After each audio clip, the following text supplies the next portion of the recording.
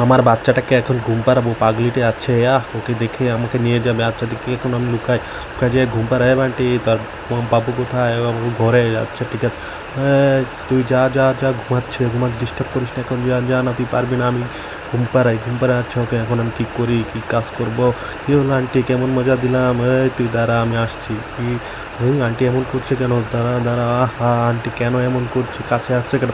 আমি দৌড় দিই, দৌড় না দিলাম আন্টি আমাকে ধরে ফেলো। ও আন্টি ধরে, এই বান্টি খাড়া খাড়া, তোকে আমি ঘুম পাড়াবো, আমি ঘুম পাড়াবো, দাঁড়া দাঁড়া, দৌড়াস না, দাঁড়া দাঁড়া। এই বান্টি দাঁড়া বলছি, আমি লুকিয়ে যাই। ও আন্টি আমাকে না দেখতে পেয়ে দৌড় দিচ্ছি, এখন পর্যন্ত আমি বেঁচে গেলাম। ও আন্টি আন্টি আবার আমার সামনে করে পড়ে গেলো। আমি কী করবো? অবশেষে আমাকে ঘুম পাড়াবে এই আন্টি।